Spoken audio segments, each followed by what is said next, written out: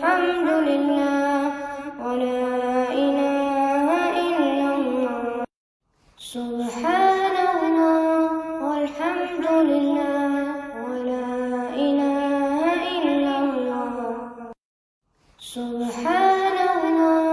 والحمد لله ولا إله إلا الله سبحان الله والحمد لله ولا إله إلا الله سبحان الله والحمد لله ولا إله إلا الله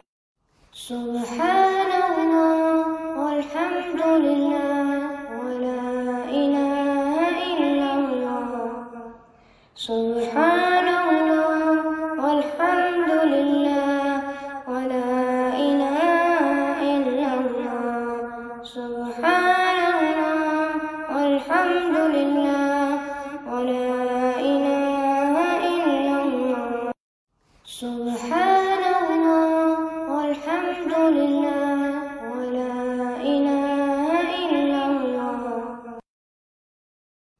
سبحان الله والحمد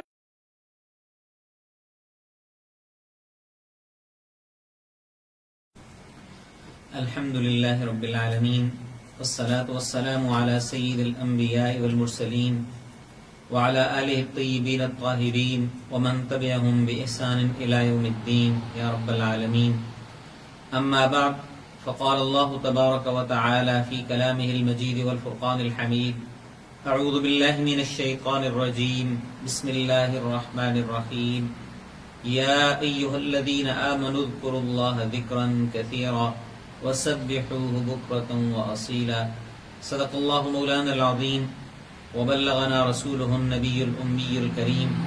ونحن على ذلك لمن الشاهدين والشاكرين والحمد لله رب العالمين. محترم خواتین و حضرات، سامعین و سامعات، آج ذی الحجہ کی دروس کے سلسلے کا دوسری کڑی ہے، دوسرا آغاز ہے، اور آج کے اس درس میں ہم ذکر الہی کے حوالے سے ایام تشریق، دعا کی فضیلت و آداب کے حوالے سے گفتگو کریں گے. اپنے سلسلے کو آگے بڑھانے سے پہلے میں آپ سے یہ عرض کرتا چلوں کہ اگر کسی بھائی کے ذہن میں، کسی بہن کے ذہن میں کوئی سوال پیدا ہو، موضوع سے متعلق یا موضوع سے ہٹ کے کوئی بھی سوال پیدا ہو، تو آپ جو ہے وہ درس کے اختتام سے پہلے بھی آپ کمنٹ کے اندر اپنا سوال تحریر کر سکتے ہیں اور انشاءاللہ درس کے اختتام پہ اس کا جواب دیا جائے گا.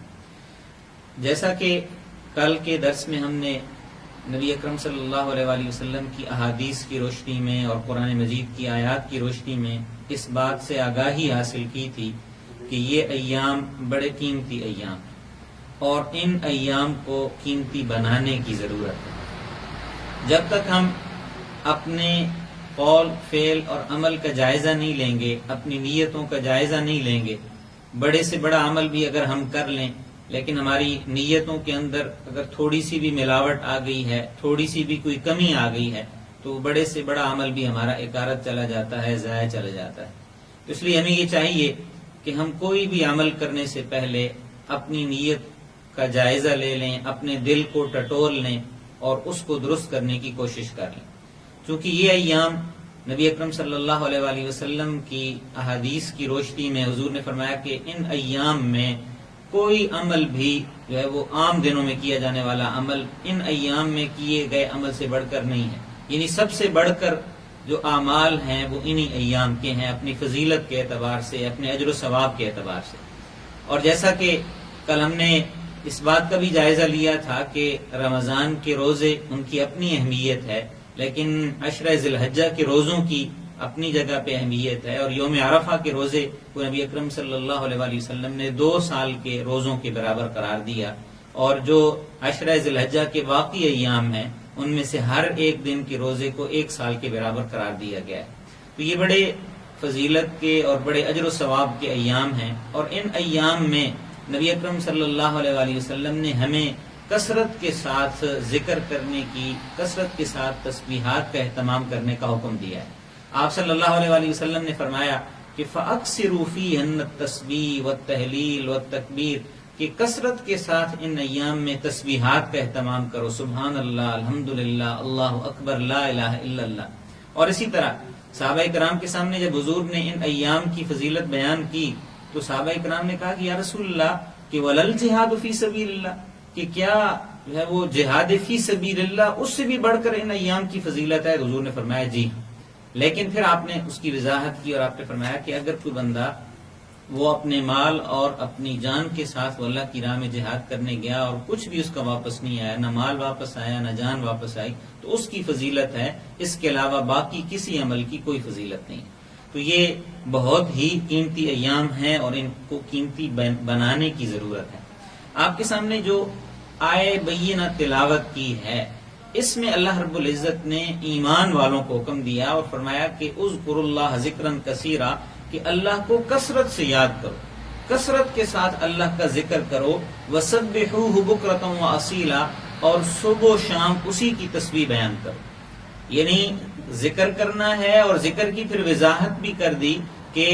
کب کرنا ہے، یہ بھی بتا دیا کہ تسبیحات کا اہتمام کرو، اللہ کی کبریائی کا جو ہے وہ تذکرہ کرو، اس کا اعلان کرو، اور صبح و شام، بلکہ قرآن کریم کے اندر ہی اللہ تعالیٰ نے فرمایا من قبل طلوع الشمس وقبل غروبها، کہ سورج کے طلوع ہونے سے پہلے بھی ذکر کا اہتمام کرو، فجر کی نماز، اور اس کے بعد قبل غروبها، غروب آفتاب سے پہلے بھی یعنی عصر کی نماز کے بعد اس کا اہتمام کرنا۔ اسی لیے تو حافظوا علی الصلوات والصلاۃ الوسطی، کہ نمازوں کی حفاظت کرو، درمیانی نماز کی حفاظت کرو، اور عصر کے وقت کی بھی قسم اٹھائی گئی۔ تو یہ سورج کے طلوع ہونے سے پہلے بھی اور سورج کے غروب ہونے سے پہلے بھی، یعنی چونکہ ایک رات کا اختتام ہے اور دوسرا دن کا اختتام ہے، تو ان ایام میں اگر انسان سے کوئی کمی ہو گئی ہے، کوئی کوتاہی ہو گئی ہے، اس گھڑی میں، اس دن کی اس کیفیت میں اگر وہ اللہ تعالیٰ کے ساتھ اپنا تعلق جوڑ نہیں سکا ہے، مضبوط نہیں بنا سکا ہے، غفلت کی کیفیت کے اندر چلا گیا ہے،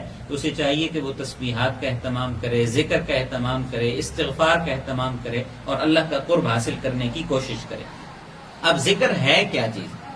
ذکر کے لغوی معنی تو یاد کرنے کے ہیں،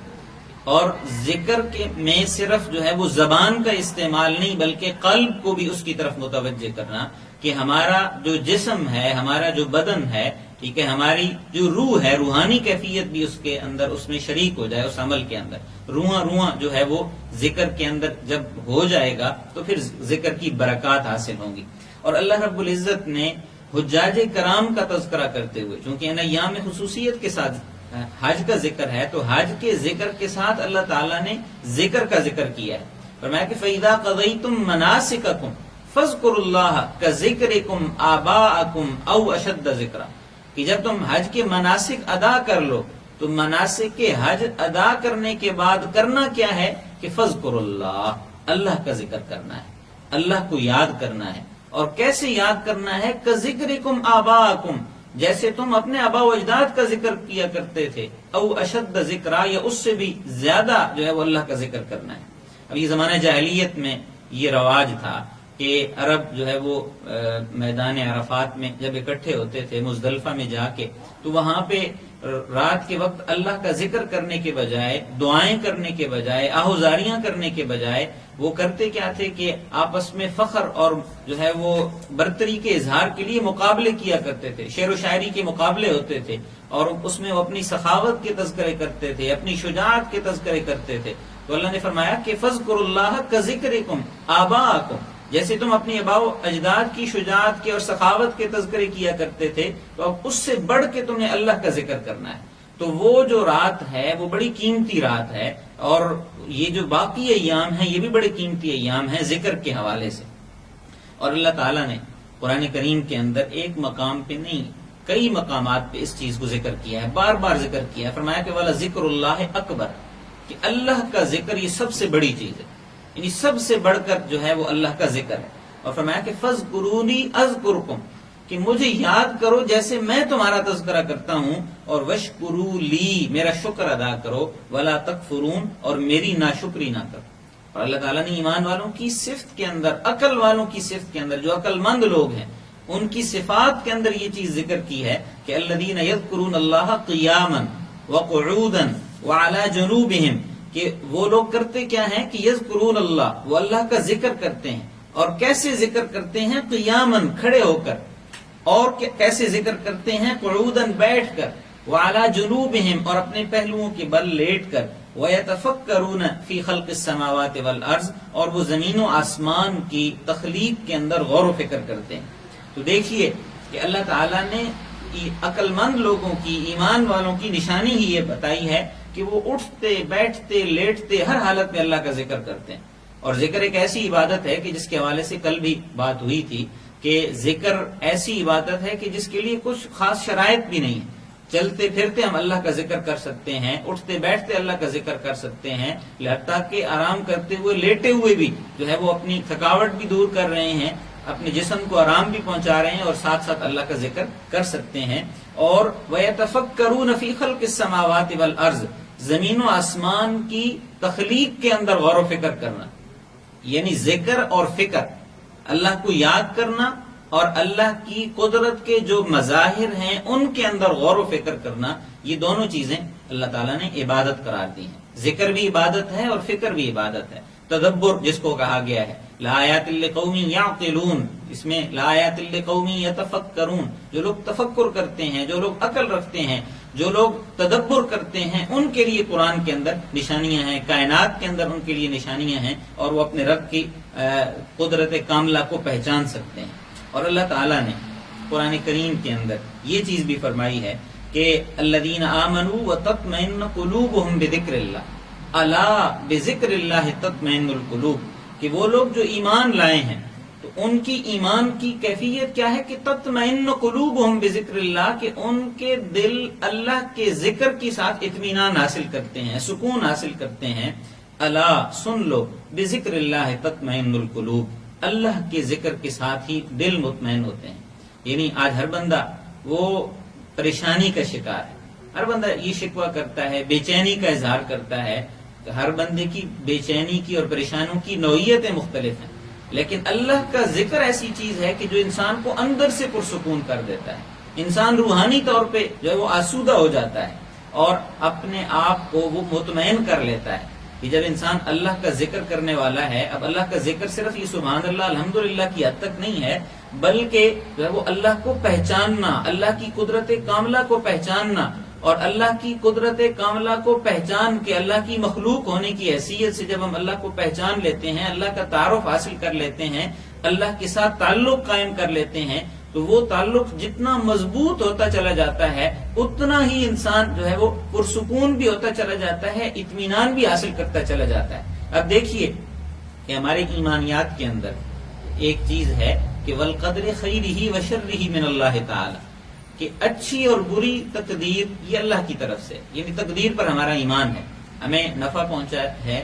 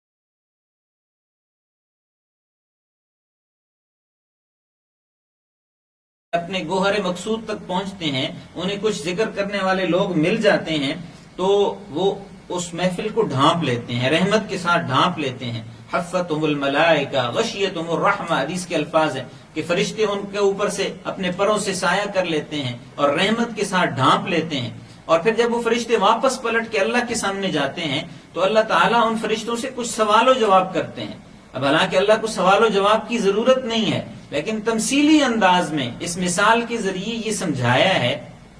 کہ جب فرشتے واپس جاتے ہیں تو اللہ تعالیٰ پوچھتے ہیں ہاں بھی تم جو ہے وہ کیف وجدتم عبادی، ٹھیک ہے، تم نے میرے بندوں کو کیسے پایا ہے؟ تو وہ پھر فرشتے بتاتے ہیں کہ باری تعالیٰ جب ہم وہاں پہ گئے ہیں تو وہ آپ کا ذکر کر رہے تھے، آپ کی تعریف کر رہے تھے. تو اللہ تعالیٰ پوچھتے ہیں کیا انہوں نے مجھے دیکھا ہے؟ تو باری تعالیٰ انہوں نے آپ کو دیکھا تو نہیں ہے. تو اللہ تعالیٰ کہتے ہیں کہ اگر وہ مجھے دیکھ لیتے تو پھر ان کی کیا کیفیت ہوتی؟ تو فرشتے کہتے ہیں کہ وہ پہلے سے بڑھ کے آپ کی تسبیح کرتے، پہلے سے بڑھ کے آپ کی کبریائی بیان کرتے، پہلے سے بڑھ کے آپ کا تذکرہ کرتے، آپ کا ذکر کرتے. تو پھر اللہ تعالیٰ پوچھتے ہیں وہ کس چیز کا سوال کر رہے تھے؟ ذکر کرنے کے بعد سوال کس چیز کا کر رہے تھے؟ تو فرشتے بتاتے ہیں کہ وہ جنت مانگ رہے تھے، وہ جنت کا سوال کر رہے تھے. تو اللہ تعالیٰ کہتے ہیں کیا انہوں نے جنت دیکھی ہے؟ تو فرشتے کہتے ہیں کہ باری تعالیٰ انہوں نے جنت نہیں دیکھی ہے. تو اللہ تعالیٰ کہتے ہیں کہ اگر جو ہے وہ جنت دیکھ لیتے تو پھر ان کی کیفیت کیا ہوتی؟ تو فرشتے کہتے ہیں کہ پھر وہ مزید بڑھ کے اس کا جو ہے ذوق اور شوق کے ساتھ اس کا سوال کرتے.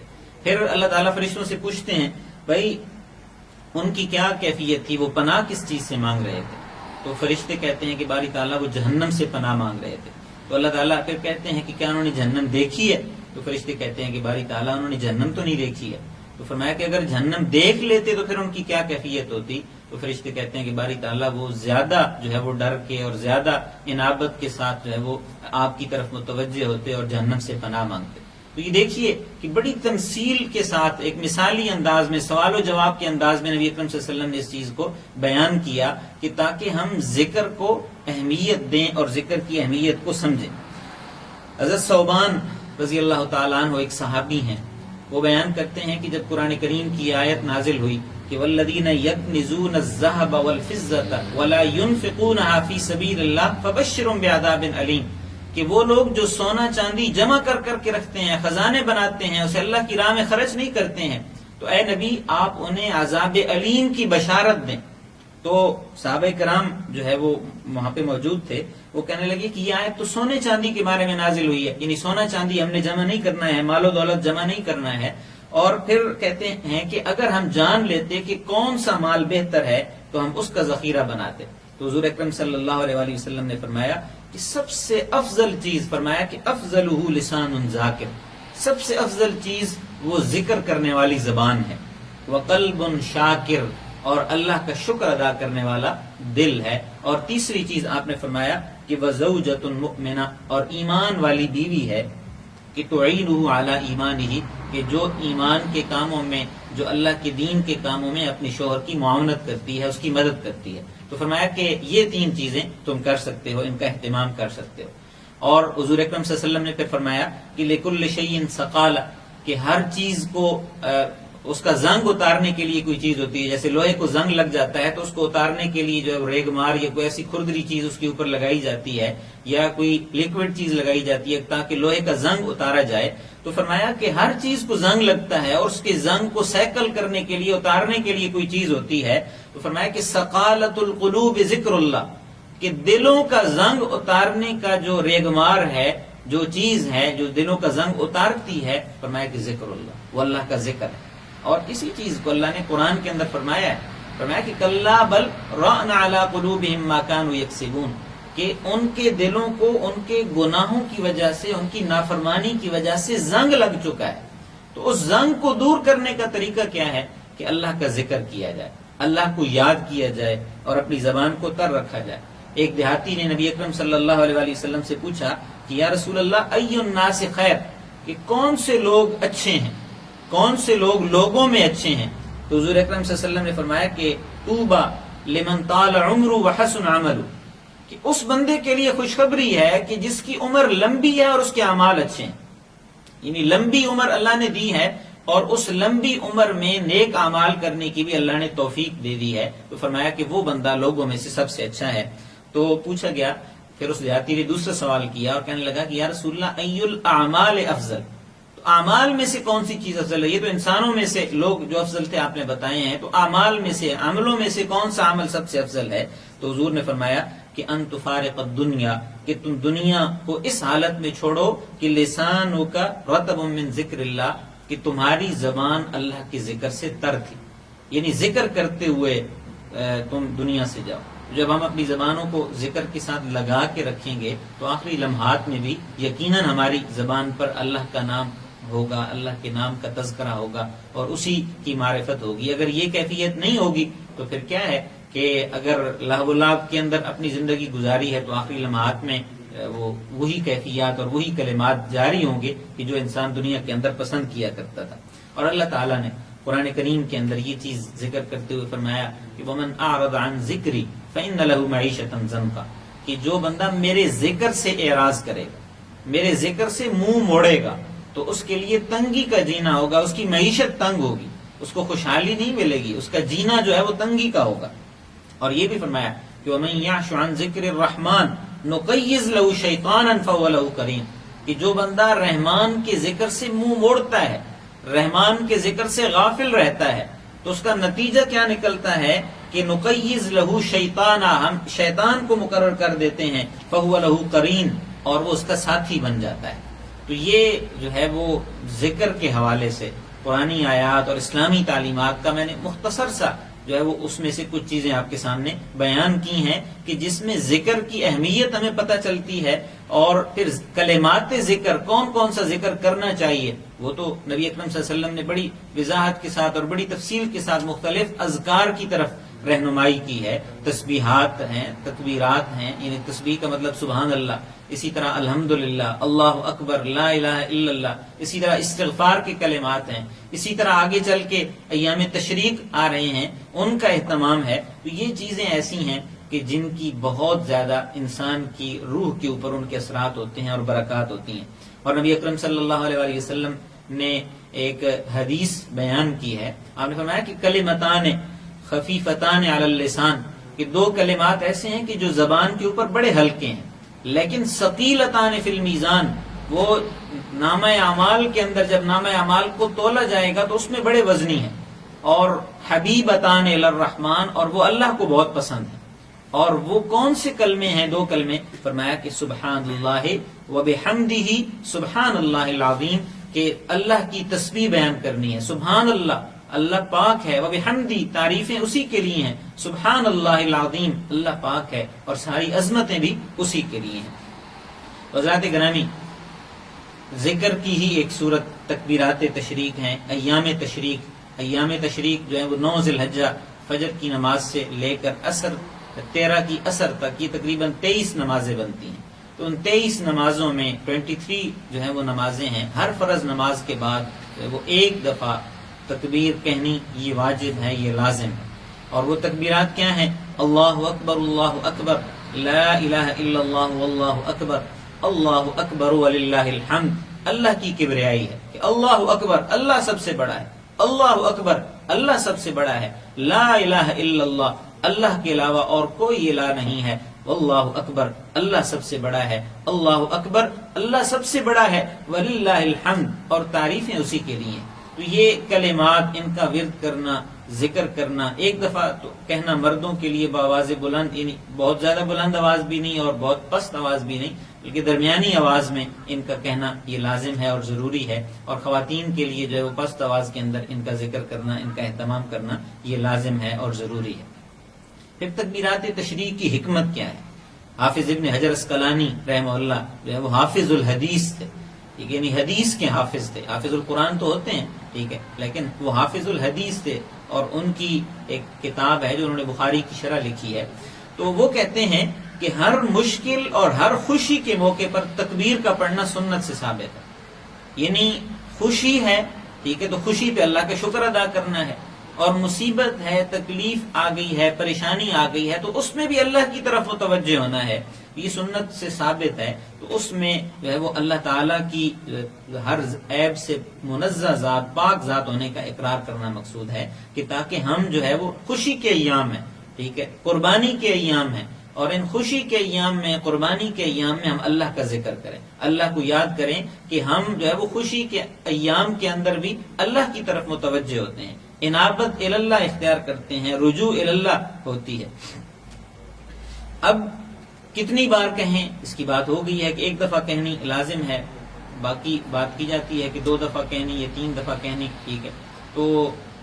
1 دفعہ کہنی لازم ہے، ضروری ہے۔ اور تکبیرات بھول جانے کا حکم کہ اگر کوئی بندہ، اس نے امام صاحب نے نماز پڑھائی ہے، جماعت کے ساتھ پڑھ رہے ہیں، تو عام طور پہ ہوتا ہے کہ اگر کسی ایک آدھ بندے کو یاد نہ بھی ہو، کوئی ایک آدھ پڑھتا ہے تو سارے ان کو یاد آ جاتا ہے، پڑھ لی جاتی ہے۔ تو امام اگر بھول بھی گیا ہے تو مقتدی خود پڑھنا شروع کر دیں، تو سب کی جو ہے وہ سب نے اپنی اپنی تکبیر پڑھنی ہے، اس کا اہتمام کرنا ہے۔ پھر اسی طرح جو ہے وہ اگر آپ بھول گئے ہیں، وہاں سے اٹھ گئے ہیں، جو ہے وہ مسجد سے آپ نکل گئے ہیں یا نماز پڑھنے کی جو جگہ ہے وہاں سے آپ اٹھ گئے ہیں، تکبیر آپ نہیں کہہ سکے ہیں، تو اب اس کی قضا کوئی نہیں ہے، قضا چونکہ اس کا متبادل نہیں ہے، تو اب اس میں یہی ہو سکتا ہے کہ بعد میں جو ہے وہ انسان اس کا خیال کرے، اس کا اہتمام کرے، اور جو رہ گئی ہیں ٹھیک ہے اس پہ وہ استغفار کے کلمات کہے۔ اب آگے بات آ گئی ہے دعا، چونکہ دعا بھی اللہ تعالیٰ کی طرف انابت اختیار کرنے کا اور رجوع اللہ کا ایک ذریعہ بھی ہے اور ایک طریقہ بھی ہے۔ تو اللہ تعالیٰ نے قرآن کریم کے اندر دعا کا ذکر کرتے ہوئے فرمایا ہے کہ وَإِذَا سَأَلَكَ عِبَادِي عَنِّي فَإِنِّي قَرِيبٌ، کہ جب میرے بندے آپ سے میرے بارے میں سوال کریں کہ میں کہاں پہ ہوں، تو فَإِنِّي قَرِيب، آپ انہیں بتا دیجئے کہ میں قریب ہوں۔ اور اللہ تعالیٰ بندے کے کتنے قریب ہیں کہ نحن اقرب الیہ من حبل الورید، اللہ نے قرآن کے اندر اس کی بھی وضاحت کر دی کہ میں کتنا قریب ہوں، کہ میں شہرگ سے بھی زیادہ انسان کے قریب ہوں۔ یعنی شہرگ، جو شہرگ ہے جب کٹ جاتی ہے تو انسان زندہ نہیں رہ سکتا ہے، اس کی زندگی ختم ہو جاتی ہے، فرمایا کہ میں اس سے بھی زیادہ انسان کے قریب ہوں۔ اجیب دعوت الداع اذا دعان، اور ایک پکارنے والا جب مجھے پکارتا ہے، مجھ سے دعائیں کرتا ہے، تو میں اس کی پکار کو سنتا بھی ہوں اور میں اس کی پکار کا جواب بھی دیتا ہوں۔ تو اللہ کے سامنے جو ہے وہ ہاتھ پھیلانے، اللہ کے سامنے اپنی حاجات کو پیش کرنا، اپنی مصائب اور اپنی پریشانیوں کو پیش کرنا، یہ ایک مسلمان ہونے کی حیثیت سے ہم پہ لازم بھی ہے، ضروری بھی ہے، اور ان ایام میں بالخصوص ہمیں اس کا مزید اہتمام کرنا چاہیے ذکر کے ساتھ ساتھ۔ اور اللہ تعالیٰ نے 20ویں پارے کے شروع میں سورہ نمل کے اندر بھی اس چیز کو ذکر کرتے ہوئے فرمایا کہ امن یجیب المضطر اذا دعاہ ویکشف السوء، کون ہے کہ جو بے کس کی پکار کو سنتا ہے کہ جب وہ اسے پکارتا ہے، اور کون ہے کہ جو اس سے تکلیف کو دور کرتا ہے۔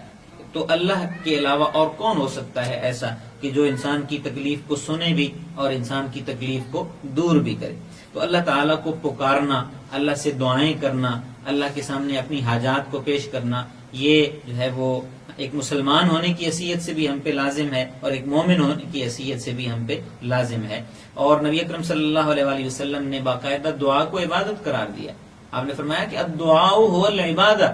کہ دعا عبادت ہی کی ایک صورت ہے۔ اور یہ بھی آپ نے فرمایا کہ الدعاء مخ العبادہ، کہ دعا جو ہے وہ عبادت کا مغز ہے۔ اور آپ نے یہ بھی فرمایا کہ الدعاء صلاح المؤمن، کہ دعا مومن کا ہتھیار ہے، کہ انسان کو، ایک بندہ مومن کو اللہ تعالیٰ نے گویا کہ دعا کے ذریعے ہتھیار دے دیا ہے۔ آپ کی کوئی پریشانی ہے، کوئی مصیبت ہے، تکلیف ہے، آپ اللہ کے سامنے گڑ گڑائیں، اللہ کے سامنے اپنی بے بسی کا اعتراف کریں، تو اللہ کی رحمتیں انسان کی طرف متوجہ ہوتی ہیں۔ غزوہ بدر کے اندر ہمیں اس کی واضح مثال نظر آتی ہے کہ مسلمان تعداد کے اندر کم ہیں، ٹھیک ہے، اور بہت بڑی طاقت کے ساتھ مقابلہ ہے، لیکن اس کے باوجود نبی اکرم صلی اللہ علیہ وآلہ وسلم ساری رات، صبح غزوہ ہے، پچھلی ساری رات اللہ کے سامنے گڑ گڑا رہے ہیں، اللہ کے سامنے جو ہے وہ اعتراف کر رہے ہیں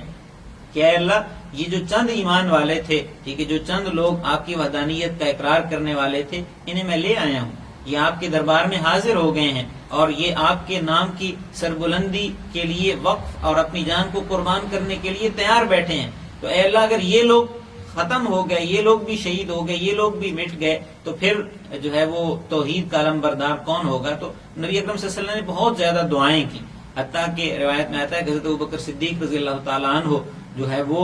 آئے اور انہوں نے حضور کو تسلی دی۔ تو دعائیں کرنا یہ انبیاء کا شیوا ہے، اور قرآن کے اندر حضور کی دعاؤں کے علاوہ بہت سارے انبیاء کی دعاؤں کا تذکرہ ہے۔ حضرت ایوب علیہ الصلوۃ والسلام کی دعا کا تذکرہ اللہ نے قرآن کے اندر کیا کہ جب وہ بیمار ہو گئے، ان کی جسم میں جو ہے وہ بیماری لاحق ہو گئی اور کئی سال انہوں نے اس کیفیت میں گزارے، تو اللہ سے پھر دعا کی کہ رب انی مسنی الضر وانت ارحم الراحمین۔ حضرت یونس علیہ الصلوۃ والسلام مچھلی کے پیٹ کے اندر بھی اللہ کو پکارتے ہیں کہ لا الہ الا انت سبحانک انی کنت من الظالمین۔ موسیٰ علیہ الصلوۃ والسلام جب فرعون کے مظالم سے تنگ آ کے مدین کی طرف روانہ ہوتے ہیں تو اللہ سے دعا کرتے ہیں کہ رب انی لما انزلت الی من خیر فقیر۔ ٹھیک ہے، تو یہ دعائیں کرنا اللہ کے ساتھ جو ہے وہ تعلق کو قائم بھی کرتی ہیں، اللہ کے ساتھ تعلق کو مضبوط بھی کرتی ہیں۔ حضرت ابراہیم علیہ الصلوۃ والسلام اور حضرت اسماعیل علیہ الصلوۃ والسلام خانہ کعبہ کی تعمیر کرتے ہوئے اللہ سے دعائیں کرتے ہیں اور کہتے ہیں کہ ربنا تقبل منا، اے اللہ ہم سے ہمارا یہ عمل قبول فرما۔ ٹھیک ہے، اپنی نیکیاں بھی جو ہم نے کی ہیں تو ان نیکیوں کے اوپر بھی نہیں اترانا چاہیے کہ جی ہم بڑے نیک ہو گئے ہیں، ہم بڑے متقی ہو گئے ہیں۔ عمل جیسا بھی ہے، چھوٹا ہے بڑا ہے، تو اس عمل کو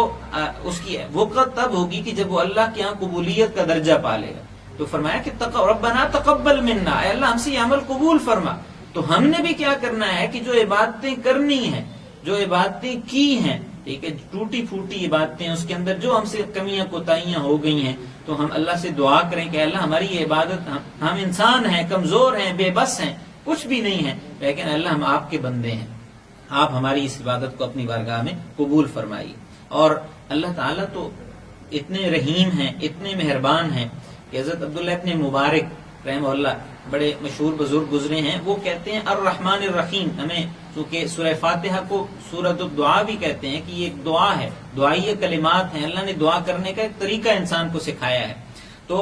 اس کے اندر ہے کہ الحمدللہ رب العالمین الرحمن الرحیم، کہ اللہ، تمام تعریف اللہ کے لیے ہے کہ جو تمام جہانوں کا پالنے والا ہے، اور اس کا تعارف کیا ہے کہ الرحمن ہے اور الرحیم ہے۔ الرحمن کا مطلب کیا ہے کہ بڑا مہربان، اور الرحیم کا مطلب رحم کرنے والا۔ عام ترجمہ ہم یہ کرتے ہیں، لیکن عبداللہ ابن مبارک رحمہ اللہ کہتے ہیں کہ اس کا ایک دوسرا پہلو بھی ہے، اور وہ دوسرا پہلو کیا ہے کہ رحمان وہ ہے کہ جب اس سے مانگو تو وہ خوش ہوتا ہے، اور الرحیم وہ ہے کہ جب اس سے نہ مانگو تو وہ ناراض ہوتا ہے۔ یعنی اللہ اتنے مہربان ہے کہ جب انسان اللہ سے سوال کرتا ہے، اللہ کے سامنے ہاتھ پھیلاتا ہے، تو اللہ خوش ہو کے جو ہے وہ عطا کرتے ہیں، خوش بھی ہوتے ہیں اور عطا بھی کرتے ہیں۔ اور اللہ اتنے رحیم ہے کہ جب بندہ اگر سوال نہیں کرتا تو اللہ ناراض ہوتے ہیں۔ ہمارے ہاں انسانوں میں تو دوسرا جو ہے وہ الٹ چلتا ہے سلسلہ، جو سخی بھی ہوتا ہے یا جو نامور بھی بنا ہوا ہوتا ہے، تو اگر ہم مانگ لیں اس سے تو وہ کیا ہوتا ہے، اس کو پہلے سے ہی جو شروع ہو جاتا ہے کہ اس کو دینا پڑے گا، تو وہ خوشی کے ساتھ کوئی بھی نہیں دیتا ہے۔ ٹھیک، تو خوشی کے ساتھ اللہ تعالیٰ دیتے ہیں، اور نہ اللہ سے سوال کریں تو اللہ ناراض ہوتے ہیں۔ تو یہ چیز ایسی ہے۔ تو حضور اکرم صلی اللہ علیہ وآلہ وسلم نے فرمایا کہ لا تعجزوا فی الدعاء، کہ دعا کرنے میں کبھی بھی عاجز نہ بن۔ ٹھیک ہے، فإنه لن يهلك مع الدعاء أحد، کہ دعا سے جو ہے وہ کوئی بھی ہلاک نہیں ہوتا ہے۔ اور لا يرد القضاء الا الدعاء بھی روایت میں آتا ہے کہ تقدیر کے اندر بھی دعاؤں کی وجہ سے قضاء میں تبدیلی آ جاتی ہے۔ تو دعا کی تین صورتیں ہیں، علماء کرام لکھتے ہیں کہ تین صورتیں ہیں کہ جو ہم اللہ کو پکارتے ہیں، ٹھیک ہے، تو یا تو یہ ہے کہ جو ہم نے اللہ سے دعا کی ہے تو اللہ تعالیٰ منوان اس دعا کو قبول کر لیتے ہیں، ٹھیک ہے، اگر وہ ہمارے لیے بہتر ہو، یا پھر یہ ہوتا ہے کہ اللہ تعالیٰ اس سے بہتر چیز ہمیں عطا کر دیتے ہیں، یا پھر یہ بھی ہوتا ہے کہ اللہ تعالیٰ اس دعا کی وجہ سے ہم پہ آنے والی کسی مصیبت کو دور کر دیتے ہیں، یا پھر یہ ہوتا ہے کہ اس دعا کو توشہ آخرت بنا دیا جاتا ہے اور آخرت میں اس کے بدلے میں نیکیاں دی جاتی ہیں۔ تو انسان کو جو ہے وہ دعائیں کرتے رہنا چاہیے۔ ایک بزرگ صوفی وہ کہتے ہیں کہ یہ دعا گویا کہ دستک ہے، ٹھیک ہے، تو یہ دستک انسان دیتا رہے اللہ کے دربار پہ، ٹھیک ہے، اللہ کے دروازے پہ، ٹھیک ہے، کبھی تو دعائیں قبول ہوں گی، لیکن دعاؤں کی قبولیت کی کچھ شرائط بھی ہیں، اور ان کی جو شرائط میں سب سے بنیادی چیز ہے کہ انسان رزق حلال کا اہتمام کرے۔ رزق حلال ہوگا تو دعائیں قبول ہوں گی۔ نبی اکرم صلی اللہ علیہ وآلہ وسلم نے ایک حدیث میں وہ تمثیلی انداز میں فرمایا کہ ایک بندہ وہ بڑا دور دراز سے سفر کر کے پیدل اللہ کے گھر میں آتا ہے۔ خانہ کعبہ دعاؤں کی قبولیت کا مرکز ہے، مقام ہے جہاں پہ دعائیں قبول ہوتی ہیں۔ ایک بندہ ہے وہ دور سے سفر کر کے آیا، لمبا سفر کر کے آیا، اشعث اغبر، اس کے جو پاؤں ہیں غبار آلود ہیں، جسم غبار آلود ہے، میلے کچیلے ہو چکے ہیں، اس کے کپڑے جو ہے وہ بال بکھرے ہوئے ہیں لمبے سفر کی وجہ سے۔ اور وہ آ کے خانہ کعبہ کا غلاف پکڑ کے دعائیں کر کر کے کہتا ہے یا رب اے اللہ میری یہ دعا قبول فرما، اے اللہ میری یہ دعا قبول فرما، تو حضور کہتے ہیں کہ فَأَنَّا يُسْتَجَابُ لَهُ، اس کی دعائیں کیسے قبول ہوں کہ وَمَطْعَمُهُ حرام، اس کا کھانا حرام کا، وَمَلْبَسُهُ حرام، اس کا لباس حرام کا، وَغُذِيَ بِالْحَرام، اور اس کی حرام پہ پرورش ہوئی، تو اس کی دعائیں قبول نہیں ہوتی۔ تو آج جو ہمیں یہ شکوہ ہوتا ہے یا ہمیں یہ شکایت ہوتی ہے کہ دعائیں تو بہت کی ہیں جی، دعائیں قبول نہیں ہوتی ہیں، تو ہم تھوڑا سا اس چیز کا جائزہ لے لیں کہ ہم جو ہماری جو رزق کی کیفیت ہے اس کے اندر کیا آمیزش تو نہیں ہے، کوئی ملاوٹ تو نہیں ہے، اور غذا کے انسان کے اوپر اثرات ہوتے ہیں، بلکہ روایت کے اندر یہ بھی آتا ہے کہ ایک حرام لقمہ اس کے 40 دن تک انسان کے اوپر اس کی نحوست رہتی ہے، اس کے اثرات رہتے ہیں۔ تو ہم جو ہے وہ رزق حلال کا خصوصی اہتمام کریں، دعاؤں کی قبولیت کے لیے یہ ضروری ہے۔ اور دوسرا یہ بھی ایک اور اس کے اندر لطیف نقطہ ہے، صوفیاء کرام کہتے ہیں وہ بڑا خوبصورت انداز میں کہ کچھ لوگ ایسے ہوتے ہیں کہ جن کا جو ہے وہ پکارنا، جس کے ساتھ بندے کو، جیسے بچوں کو ہم دیکھ لیں کہ چھوٹے بچے ہوتے ہیں، تو چھوٹے بچے جب انہیں کسی چیز کی ضرورت ہوتی ہے اپنے ماں باپ سے وہ مطالبہ کرتے ہیں، تو کسی کے ساتھ زیادہ پیار ہونا، وہ جب بار بار کہتا ہے تو ہمیں اچھا لگ رہا ہوتا ہے کہ ہم پھر کہتے ہیں کہ یہ دوبارہ پکارے، یہ پھر پکارے، یہ پھر پکارے۔ تو کچھ لوگوں کے ساتھ شاید اللہ کو محبت بھی ہوتی ہے، اللہ کو پیار بھی ہوتا ہے کہ جی یہ مجھے اللہ کے سامنے بار بار ہاتھ پھیلائیں، اللہ کے سامنے بار بار التجائیں کریں، تو کچھ لوگوں کی التجا اور پکار بھی اللہ کو پسند ہوتی ہے۔ تو اصلاح نفس کے حوالے سے یہ بہت ضروری چیز ہے۔ تو دعا جب بھی کی جائے اس کا طریقہ سورہ فاتحہ کے اندر خود اللہ نے طریقہ سکھایا بھی ہے کہ پہلے اللہ کی تعریف بیان کی گئی ہے، اللہ کی حمد و ثنا ہے۔ تو جب بھی ہم دعا کریں تو پہلے جو ہے وہ اللہ کی حمد و ثنا بیان کریں، نبی اکرم صلی اللہ علیہ وسلم پہ درود و سلام پڑھیں، اور اس کے بعد جو ہم نے دعا کرنی ہے، جو ہماری حاجت ہے، وہ اللہ کے سامنے پیش کریں۔ اسی طرح دعائیں جب ہم کریں تو اس میں گناہوں کی دعائیں نہ ہوں، قطع رحمی کی دعائیں نہ ہوں، دعا کے اندر شرط نہ لگائی جائے کہ اللہ یہ کام اگر ہو گیا تو ایسے کر دیں، یہ شرطیں نہ لگائی جائیں۔ اسی طرح دعا میں جلدی نہ کی جائے۔ نبی اکرم صلی اللہ علیہ وسلم نے فرمایا کہ وہ انسان دعائیں کرتا رہتا ہے لیکن پھر وہ جلد بازی کرتا ہے۔ پوچھا گیا کہ جلد بازی کیا ہے، تو فرمایا کہ وہ مایوس ہو کے دعائیں چھوڑ دیتا ہے۔ تو انہیں مایوس ہو کے دعائیں چھوڑنی نہیں ہے۔ اس کے ساتھ ساتھ ایک اور چیز بھی ہے کہ جو دعاؤں کی قبولیت کے لیے ضروری ہے کہ انسان اپنے گناہوں پہ ندامت اختیار کرے اور اللہ کی ذات پہ پورا یقین کرے، اپنے دل کو حاضر رکھے اور مکمل احساس کے ساتھ وہ اللہ کے حضور دعائیں کرے، تو دعائیں قبول ہوتی ہیں۔ حضرت عبداللہ ابن عباس رضی اللہ تعالیٰ عنہ بچے تھے، تو حضور اکرم صلی اللہ علیہ وسلم نے ایک دن ان کو اپنی سواری پہ بٹھایا ہوا تھا، تو حضور نے انہیں کہا کہ یا غلام، اے لڑکے، اور اس کے بعد حضور نے چند ہدایات انہیں دی۔ جب وہ دیکھا کہ وہ اٹینٹو ہو گئے ہیں، متوجہ ہو گئے ہیں، تو فرمایا کہ اذا استعنت فاستعن باللہ، کہ جب تم مدد مانگو تو مدد کس سے مانگو؟ اللہ سے مانگو۔ وَإِذَا سَأَلْتَ فَاسْأَلِ اللَّهِ، اور جب بھی تم سوال کرو تو اللہ سے سوال کرو۔ تو اللہ سے سوال کرنا ہے، اللہ سے مدد مانگنی ہے، اللہ کی رحمت انشاءاللہ متوجہ بھی ہوگی اور شامل حال بھی ہوگی۔ اللہ رب العزت سے دعا ہے کہ اللہ رب العزت ہمیں وہ اپنی دعاؤں کی کیفیات کو درست کرنے کی توفیق عطا فرمائے، اور اللہ تعالی ہمیں وہ ذکر کرنے کی اور ان ایام کو قیمتی بنانے کی توفیق عطا فرمائے۔ وآخر دعوانا ان الحمدللہ رب العالمین۔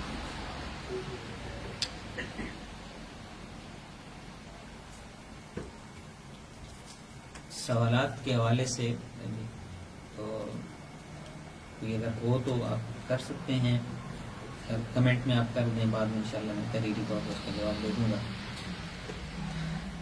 الحمدللہ رب العالمین والصلاة والسلام علی سید الانبیاء والمرسلین، ربنا آتنا فی الدنیا حسنہ وفی الآخرۃ حسنہ وقنا عذاب النار، اللہم وفقنا لما تحب وترضى، رب اعنا ولا تعن علينا وانصرنا ولا تنصر علينا، رب نعوذ بك من همزات الشياطين ونعوذ بك رب ان يحضرون، اللهم لا تكلنا الى انفسنا طرفة عين، اللهم انا نعوذ بك من علم لا ينفع ومن قلب لا يخشع ومن عين لا تدمع ومن دعوة لا يستجاب لها۔ الہ العالمین ہمیں اپنے ان ایام کو قیمتی بنانے کی توفیق عطا فرما، ذکر کا اہتمام کرنے کی توفیق عطا فرما، دعائیں مانگنے کی اور آپ اپنے سامنے ہاتھ پھیلانے کی ہمیں توفیق عطا فرما۔ ربنا تقبل منا انک انت السمیع العلیم وتب علینا انک انت التواب الرحیم، وصلی اللہ تعالی علی النبی الکریم محمد وعلی آلہ وصحبہ اجمعین برحمتک یا ارحم الراحمین۔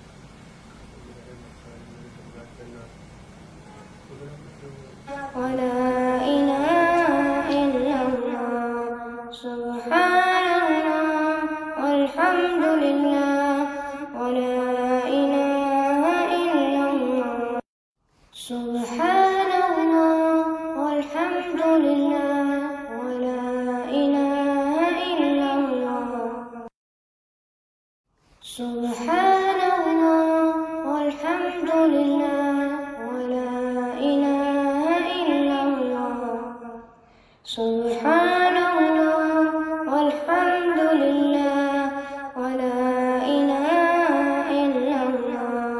سبحان الله والحمد لله ولا إله إلا الله سبحان الله والحمد لله ولا